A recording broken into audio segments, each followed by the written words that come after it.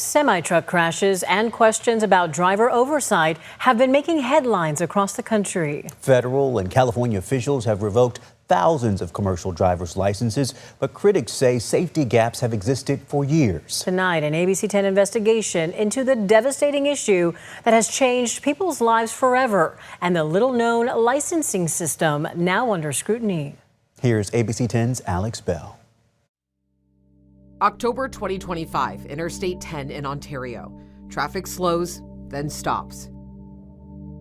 But a semi-truck doesn't. The chain reaction crash involves 8 vehicles, killing 3 people and injuring 4 others. Behind the wheel, 21-year-old Jasonpreet Singh of Yuba City, now facing multiple counts of vehicular manslaughter. According to the Department of Homeland Security, Singh is from India and entered the U.S. illegally in 2022 and was later released pending immigration proceedings. Records show he had a valid commercial driver's license at the time of the crash. Investigators are now looking into how he obtained the license and whether any rules were violated.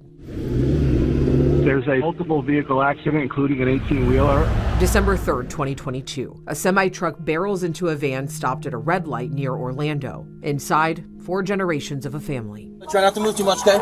You hear me? Hey, don't move so much. Don't move so much. Stay right where you're at. I broke my back, 9 broken ribs.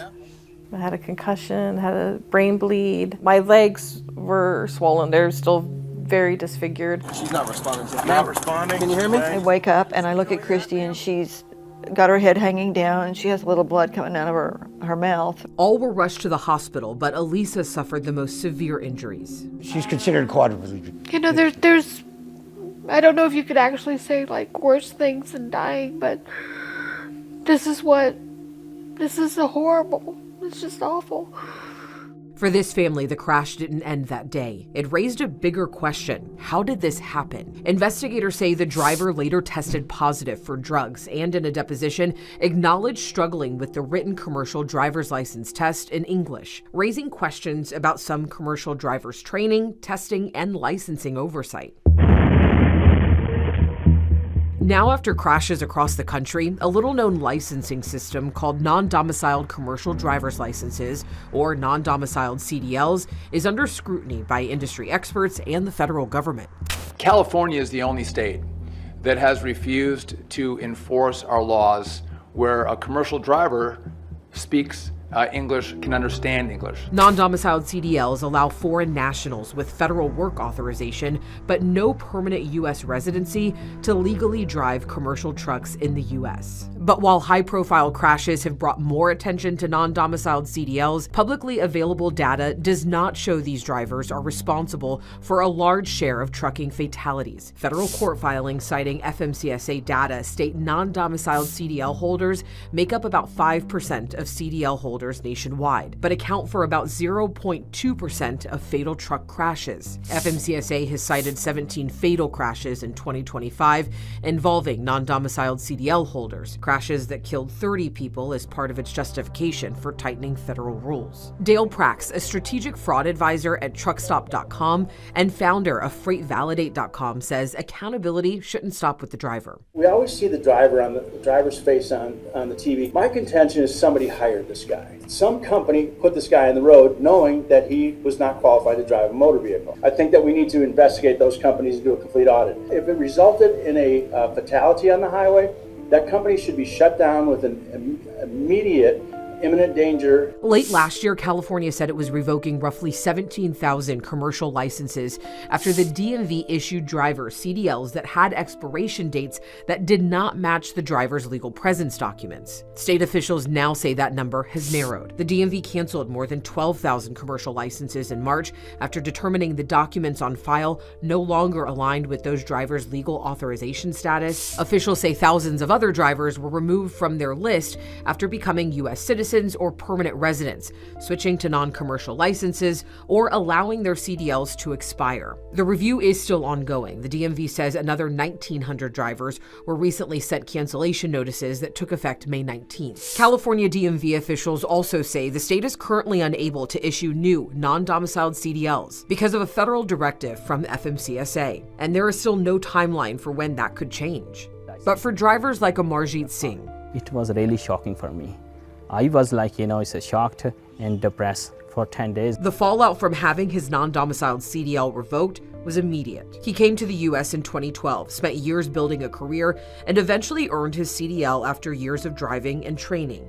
Went to the, DMV for a written test, so passed that in English, not another language. He spent months training on the road with experienced drivers before eventually working his way up to buying his own truck. I bought a used truck, it's almost like, $160,000, and put around like a $30,000 down payment, and the rest of took a loan from the bank and making payments. Now he says his future is uncertain. I think overall Punjabi community is very hardworking and they are really good drivers, that's for sure. We spoke with the CEO of the North American Punjabi Trucking Association, who represents thousands of drivers across the country and has spent decades in the industry himself. He says after high-profile crashes, many drivers are now facing backlash. We heard the stories from drivers.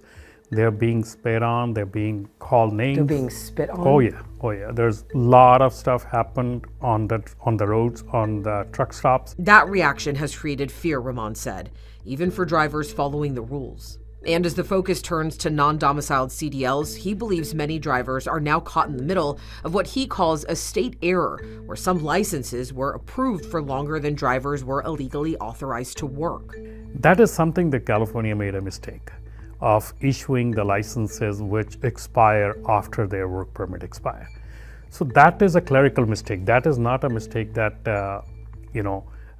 is made by the driver or anybody else. He says while accountability matters, so does context. I don't think so it's right to talk about the whole community as one person makes a mistake, and that's totally wrong. And no matter who's behind the wheel, I cannot stress more than anything, the safety is the utmost priority, should be in trucking, because safety is the first thing that anybody should think about it. Oversight is split. The federal government sets the rules while the state issues the licenses. Advocates say enforcement has been inconsistent, and they've been calling for stronger oversight for years. Brian Watt, a 40-year veteran of the transportation industry, says the move to revoke non-domiciled CDLs might be too little too late. It looks good on paper, and we're seeing it all over the country. And again, the federal government is holding up California as an example, which I personally think is misplaced. It's politics. But that said, getting 17,000 drivers that shouldn't be on the highways off the highway is a good idea. But the reason you're seeing such high numbers is because enforcement has been non-existent for so many years, so all of a sudden they're playing catch up. From Ontario to Florida, two crashes thousands of miles apart, raising the same question: who's responsible? Experts say oversight is shared. At the federal level, the FMCSA sets the rules, deciding who's eligible, setting safety standards, and conducting audits. At the state level, agencies like the California DMV issue licenses, handle renewals, and make sure they align with the driver's legal status. Some in the industry support stricter oversight, saying it's needed to improve safety. Others say the crackdown is sweeping up drivers who followed the rules. I would say it's the Federal Motor Carrier Safety Administration. That's who was assigned to do the job after deregulation, and they've not done it. Caught in the middle are drivers trying to hold on to their livelihoods, and families like the one in Florida still searching for answers. Now, ABC 10 did contact both the Department of Homeland Security and the Department of Transportation multiple times, seeking answers about federal qualifying requirements for non-domiciled CDL holders. We also inquired about potential changes to those standards and oversight concerns related to this issue. Neither agency responded to our requests for comment. We're back after this.